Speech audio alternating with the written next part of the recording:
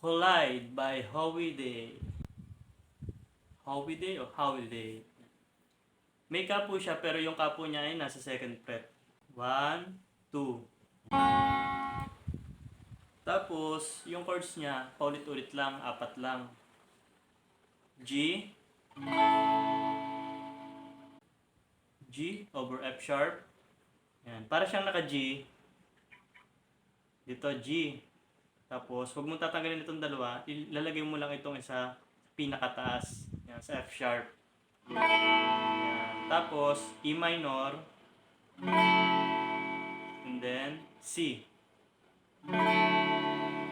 Huwag niyong tatanggalin itong dalawang ito na nasa ilalim.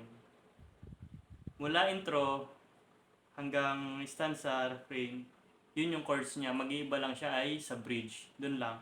Ang magiging chords niya sa bridge, E minor, C, tapos D. Yan. Dalawang ulit lang yon. E minor, C, tapos D.